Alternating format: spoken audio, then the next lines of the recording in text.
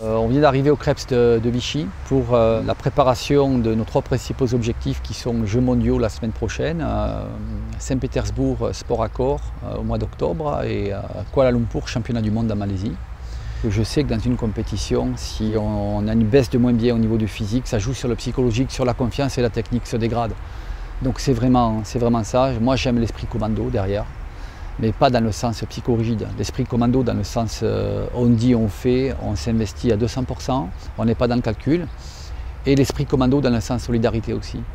C'est-à-dire que derrière, y en a un qui tombe, on avance avec, et peut-être qu'un peu plus tard, c'est celui qui est tombé qui va nous faire avancer. Créer ce groupe-là. Parce qu'on sait très bien qu'après, sur une semaine de compétition, s'il y a un vrai esprit d'équipe, avec de l'abnégation, qui l'ont vécu ensemble, on peut jouer sur certains leviers derrière. Ça permet de passer sur une demi-finale, sur une finale, sur des détails.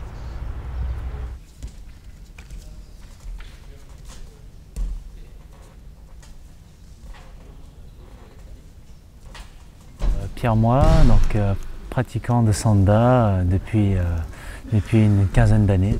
Donc le Sanda, en fait, ce qui m'a plu, c'est que avant que les MMA et tous les autres sports multidisciplines arrivent, en fait le Sanda, j'ai trouvé ça assez complet de commencer par une base pied-point, une base lutte.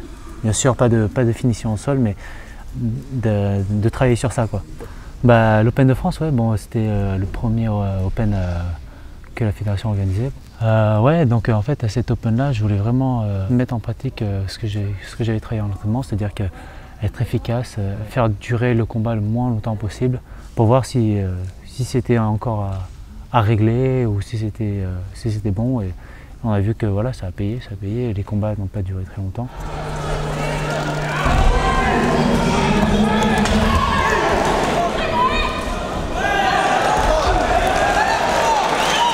Cette semaine, c'est une semaine de préparation pour les Jeux mondiaux. Donc la première fois pour nous, le Wushu, pour les Jeux mondiaux.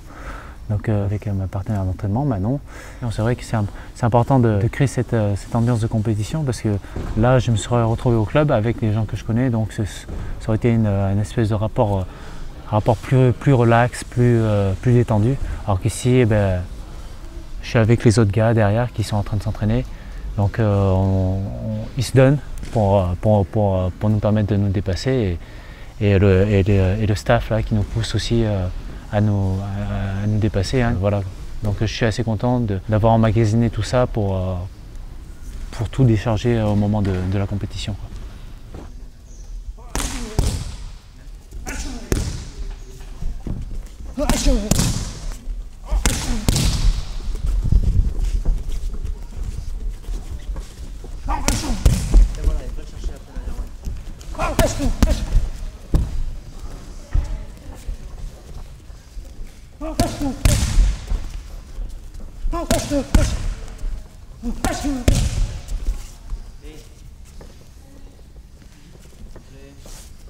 Je m'appelle Manon Narati, je viens d'avoir 18 ans. Donc cette année au championnat de France, j'étais encore en junior puisque j'avais 17 ans.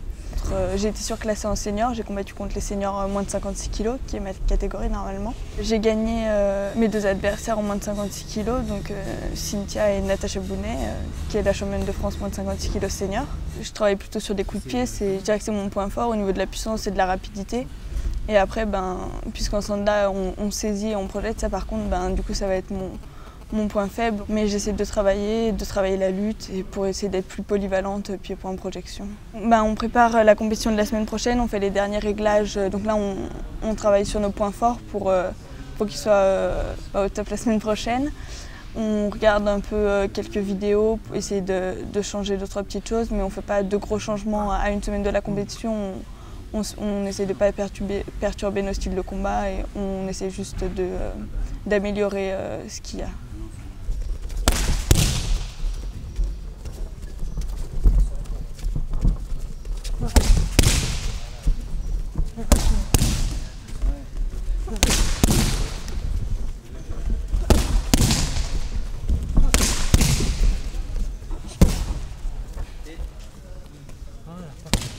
Manon, son point fort, c'est vraiment ce travail en jambes. Elle a une fréquence de frappe très rapide.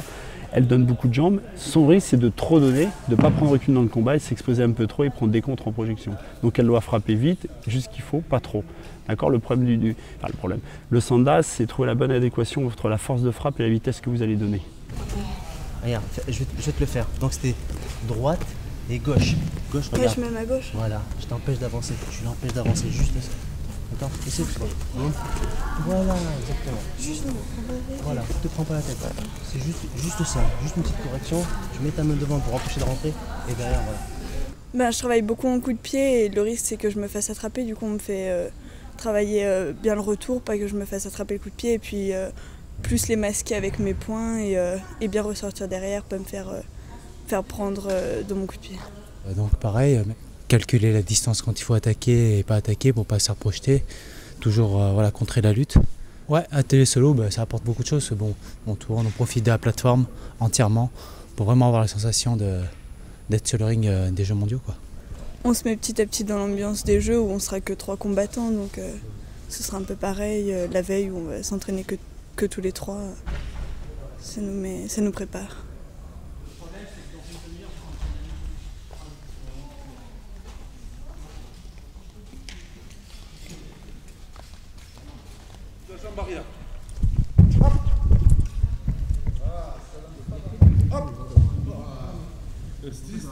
On a des acrobaties à faire dans Otao et c'est vrai que dans la façon de travailler qu'on a l'habitude de faire, les sauts on veut juste qu'ils passent et on ne s'applique pas trop sur le fait de le faire de manière économe en énergie, ni essayer vraiment de peaufiner la technique pour qu'elle soit parfaite. Contrairement en gym où c'est vraiment basé que sur l'acrobatie, nous on a de la technique à faire avant, on n'a pas forcément la tête à ça, donc il faut vraiment que ça devienne naturel et il y a vraiment un gros boulot à faire dans le détail, il faut le répéter pour pouvoir après que ça se fasse naturellement, même au milieu d'un Tao, même quand on est fatigué, même en toutes circonstances, quoi.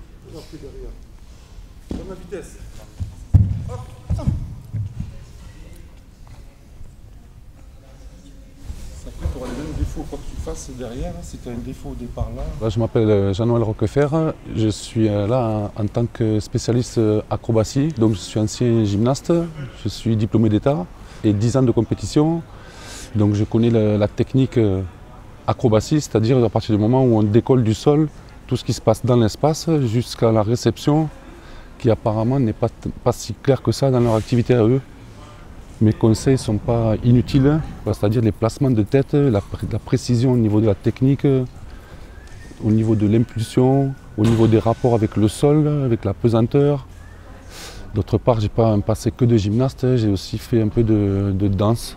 Et en danse, ils sont perfectionnistes à ce niveau-là, quoi. Donc voilà, les placements du dos, le moindre déséquilibre est très important et là, ils sont confrontés à ça finalement dans leur activité tous les jours. Tends tes genoux, tac, bascule un peu là.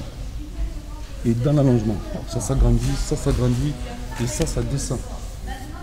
Ça c'est de l'eau qui coule dans le visage. Tac, sauf ça là, où ça part vers le haut là. C'est important, hein, la position que tu as au moment où tu attaques ton mouvement.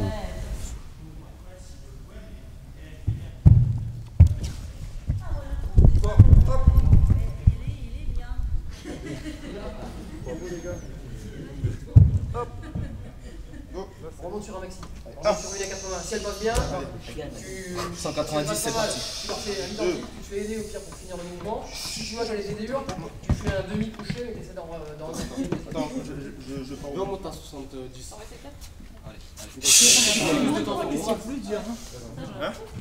C'est bien, allez. Tu vois que le poids il est bon. Tu veux faire ton max 5, encore une. De la marge. 6.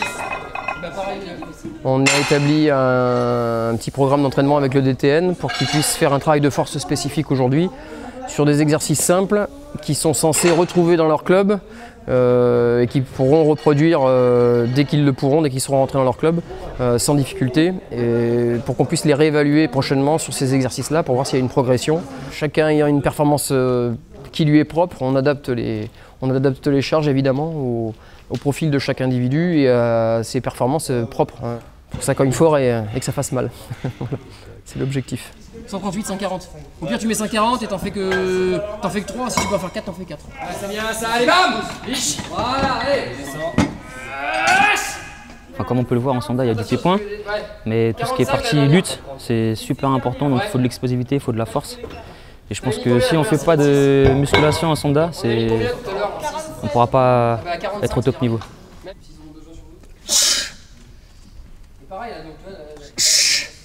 Donc les squats, ça va permettre de travailler du coup les cuisses, les quadris, d'être tonique, enfin d'être solide aussi sur nos positions, vu qu'il faut qu'on soit bas et assez stable. Donc ça va nous permettre d'avoir cette qualité en fait. Sur le développé couché, ça va nous servir pour tout ce qui va être, sur tout ce qui va être les piquets, donc être beaucoup plus tonique aussi. Donc après, on a un programme et du coup on le suit donc sur un mois et ensuite on change de programme suivant les différentes phases de notre entraînement en fait. Si on est en endurance de force ou plus sur du travail explosif ou autre. Ce ne sont plus des taoulous de club, mais ce sont vraiment des taoulous de niveau international. Et on essaie d'avoir beaucoup plus de puissance, beaucoup plus de vitesse et d'endurance, afin de mettre tous nos atouts de notre côté au niveau international. Ça fait 2-3 ans, voire 4 ans, qu'on commence à construire de véritables athlètes de wushu.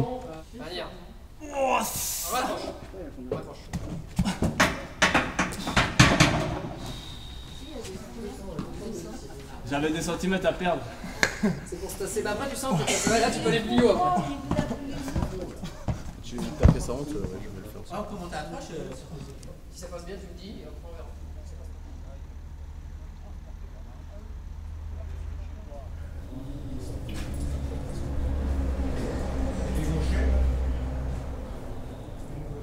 Alors on est au stand de tir de la ville de Moulins, à 3 quarts d'heure de Vichy, notre centre d'entraînement.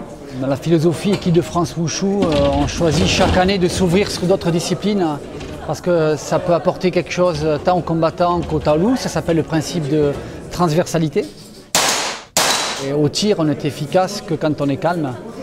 Et c'est un petit peu la même problématique que le combat. Pour le taoulou, ça apprend aussi que derrière, on a une arme, c'est le prolongement du bras, mais qu'il y a une signification, il y a une efficacité. Vous prenez l'arme en main. Vous prenez votre chargeur.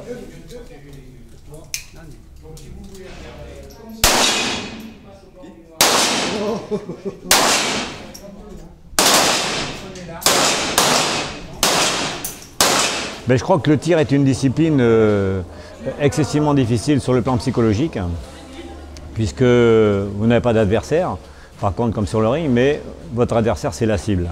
C'est un ennemi qui est statique, mais qui présente énormément de difficultés.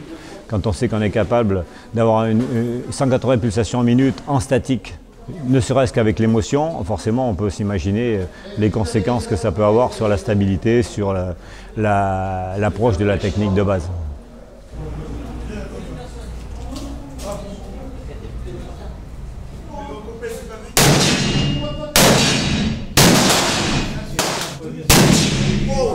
Il n'y a aucun organe de miséricorde.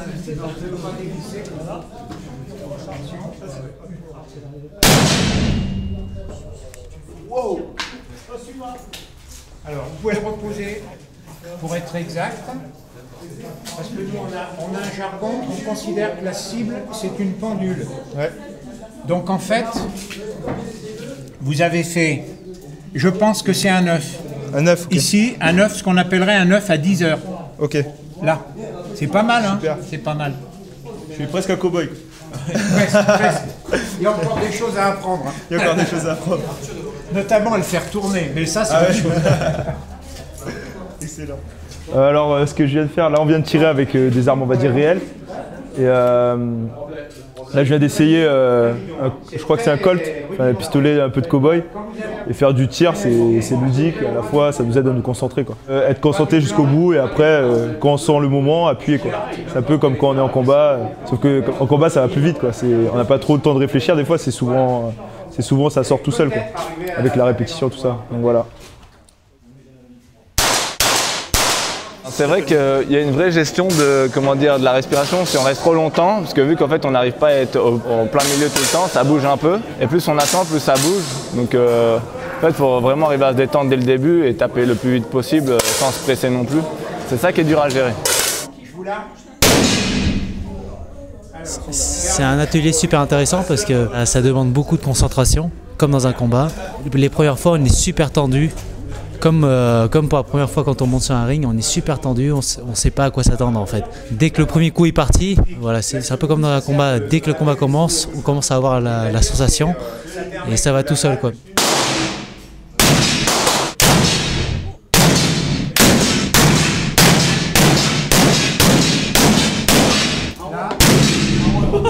Là, vous en avez une qui est juste au ras du cordon en haut à droite. Vous voyez, il y en a deux l'une en dessous de l'autre, tout à fait en haut à droite, à 1 heure.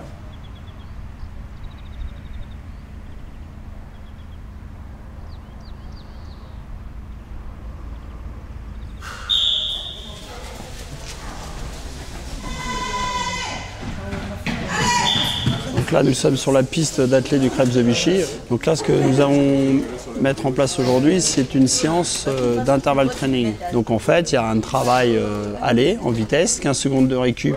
Donc soit récup passive où ils trottinent à peine, enfin tranquille, soit une récup active où ils vont devoir se déplacer. Tout va dépendre de la condition physique de chacun en fonction de leur test.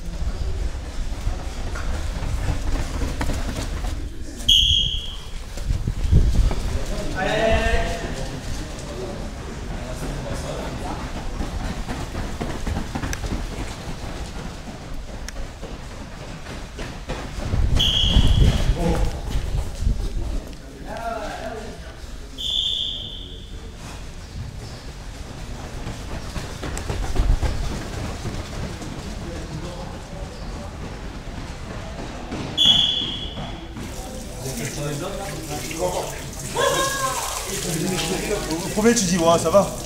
Après, à la fin, là, franchement, je suis arrivé en retard, je voulais arriver pile au moment, je suis arrivé en retard. Franchement, cet atelier il est plus dur qu'il y paraît. Parce que on voit les autres courir, ils ressortent, ça va, mais en fait, c'était plus dur que ce que je pensais. Mes chaussures ont tenu le coup, donc je suis content, quoi. Aujourd'hui, j'ai sorti vraiment mes meilleures chaussures. Je les ai même tunées un peu, tu vois.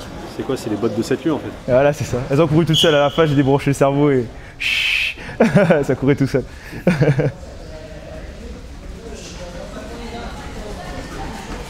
Pour imager le truc un peu, on a 2 combattants. On vient chacun avec nos armes. On va dire que moi je suis bon physiquement, techniquement, stratégiquement.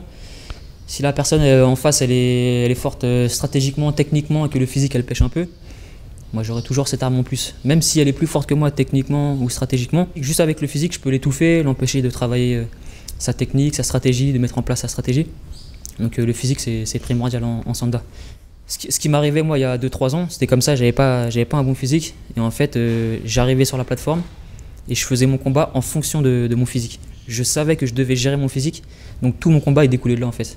C'est-à-dire que je me disais bon, vu que je peux tenir, allez, on va dire 2 rounds, je vais d'abord faire ça, là je vais faire doucement et tout ça, donc c'est pas possible. On peut pas réussir comme ça. Quand on a un bon physique, déjà ça c'est oublié, ça on le laisse de côté. On a juste à se concentrer sur la partie technique, stratégique et on peut tout mettre en place. On se pose pas de questions, est-ce que je vais être fatigué, pas fatigué, et l'autre en face, on peut l'étouffer quoi. Donc le physique pour moi c'est la base. Si on n'a pas de physique, au bout d'un moment on le paye quoi, on se fait avoir. Bah alors le Tao c'est un peu différent du Sanda en fait parce que nous l'effort en compétition quand on fait notre Tao ça va durer entre 1 minute 20 et 1 minute 30 d'efforts intensifs. Donc en fait le cœur il n'a pas le temps de monter pendant le Tao, en général on sent le cœur qui s'emballe après. Mais par contre en fait on a quand même besoin de faire du cardio parce que quand on fait un entraînement, vous savez bien qu'avant de monter sur le tapis en compétition on a répété le mouvement pendant des entraînements qui durent 2h30. Donc forcément là il faut du cardio pour pouvoir à chaque fois enchaîner en fait des sections de Taolu, des Taolu entiers avec des petites pauses et pour pouvoir travailler le plus possible chaque détail de chaque mouvement. Une autre chose qu'on développe c'est la résistance à l'acide lactique parce que quand on fait un effort intense, on a les muscles qui se chargent et en acide lactique. Et ça par contre on le sent en fait dès les 15 premières secondes, au bout de 15 secondes on commence à le sentir dans un Tao. Donc ça il faut le travailler et c'est pour ça que c'est toujours intéressant de faire donc des exos type 15-15, c'est-à-dire 15 secondes d'activité, 15 secondes de repos. En Taolu comme en Sanda de toute manière, quand on a un bon physique on peut faire un peu ce qu'on veut et forcément c'est mieux quoi. 75. Ensuite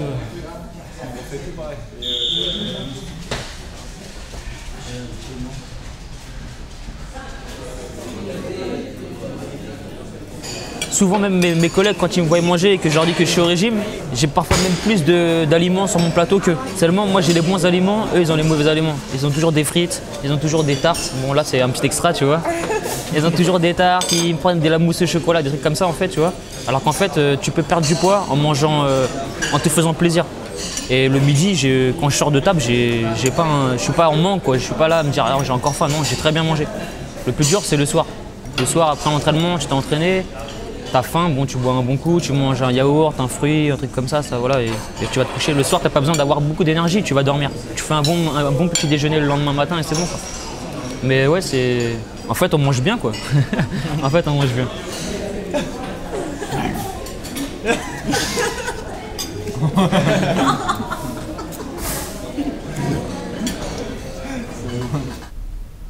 T'as vu comme. Ça te rappelle quoi ça? Tu as fait un appel, tu as feinté, tu as bougé, tu l'as affolé. Il faut que tu le mettes dans l'incertitude tout de suite. À un moment, tu dis j'y vais, je vais prendre peut-être, mais bon, tu es là, tu es présent, tu vas le toucher, mais tu auras déjà pris un contact. Je crois que ce qui te manque, c'est de l'entrée de combat où il faut que tu prennes un contact vrai. Il y a un gros travail en amont derrière, c'est-à-dire que pour une petite séance derrière d'1 heure de vidéo, il y a 3-4 heures de préparation. Il ne faut pas se tromper, parce que si on se trompe dans les extraits, si on se trompe dans les analyses, dans les interprétations, c'est toute la confiance et la crédibilité entre le staff d'encadrement et les sportifs qui risquent d'en pâtir. Donc on s'est servi de la vidéo comme outil pédagogique pour leur donner confiance. Par exemple sur Pierre, on lui a dit regarde ton Iranien, quand tu regardes bien, il est champion du monde, mais regarde, il a fait 4 coups de pied, c'était les mêmes, il a toujours travaillé de telle manière, alors que toi derrière tu sais tout faire. Donc l'objectif c'est de s'en servir comme un élément de vérité derrière. Donc on part avec un moral regonflé à bloc, mais basé sur du concret, pas basé sur du virtuel et surtout pas de l'affectif. Allez, jambe avant. Donc ce type, depuis 2 combats qu'on le voit, c'est jambe avant gauche. Presque. Voilà, on est là. Voilà, presque on est là. Donc je suis là, voilà. Je sais ce que tu vas faire. Donc au moment où je vais rentrer, tu vois, tu vas me balancer la jambe avant. Moi je m'en fous. Bam, voilà, je rentre. C'est-à-dire je me dis, dès que tu bouges, je rentre, je ne me pose pas de questions. Par contre, je rentre protégé. Voilà. Si tu fais ça, mais c'est plié. C'est plié. Je pense même que tu peux terminer le combat avant. Oui. Le sanda, c'est de la perception. On regarde la suite.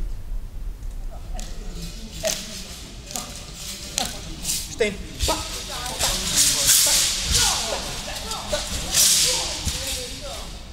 Non. Tu fais quoi? Non, c'est de l'autre côté. Hop. Regarde. Vas-y, vite, vite. Hop. Surmonter les épaules. Non. Voilà.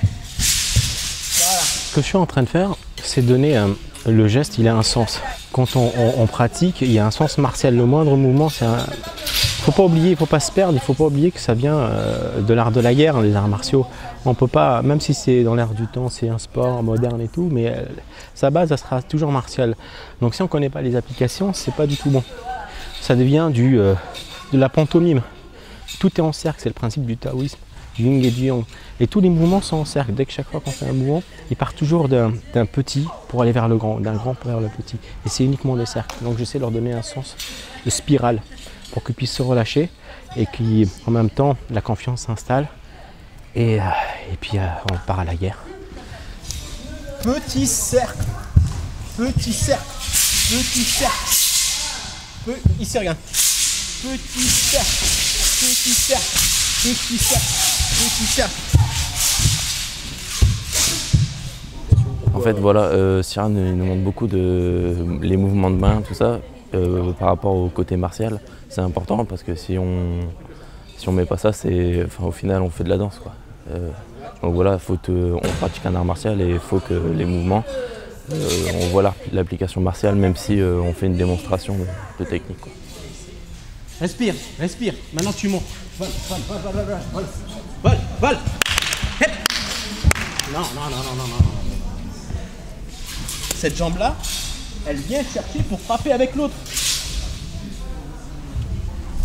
Non, non. Reste, reste, reste, reste, reste, reste. Ça vient, paf. Tu vois ce que je veux dire? Je tombe, paf. Mais non, bah ouais, non, ça marche pas. C'est comme ça. Comme ça. Voilà. Et là, tout, et paf. Et ici, c'est 1, 2. Ne faites pas les... Bien, donne ta main. C'est ça. Ça. Qu'est-ce que c'est? Si ça glisse, j'ai ça. Mais là, si ça glisse, je vais rien choper. Ça va partir.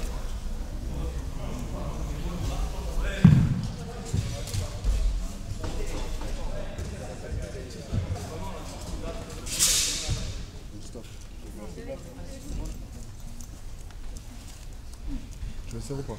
On va.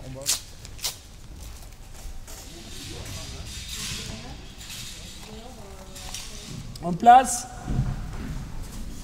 Les garçons, c'est du combat, c'est pas combat, hein. Travail de point faible. C'est fini. Enfin, test match, c'est combat. Nous on regarde, voilà. Salut, Chigni, Choupé, 2 minutes, Kaishu.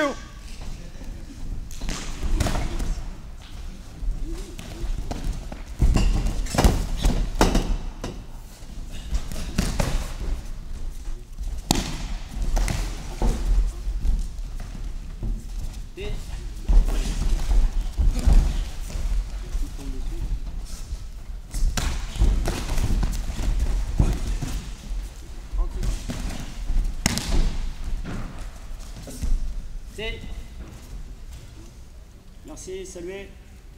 Merci.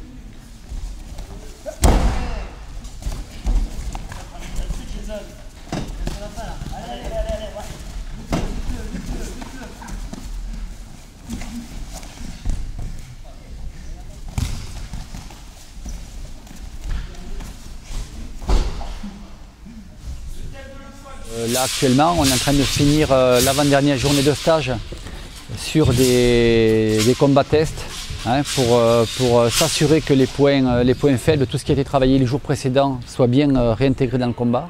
C'est voir un petit peu en état de fatigue ce qu'ils sont capables de donner, c'est les faire tourner. Et puis l'occupation de la plateforme, ils ne vont pas toucher une plateforme avant 4 semaines, donc il faut vraiment qu'ils continuent à s'habituer à l'espace. Ouais, donc Manon et Pierre là, à quelques jours d'une compétition, c'est mise en condition psychologique. On travaille en intensité et moins en capacité, moins en quantité. On a fait l'analyse vidéo ce matin et là on est en train d'un côté de mettre en application tout ce qu'on a décidé contre leurs futurs adversaires et les autres en face travaillent comme leurs futurs adversaires et sur les points faibles. On essaie de les projeter sur l'objectif, mais pas trop non plus, de manière à ce qu'il n'y ait pas un stress qui arrive trop tôt.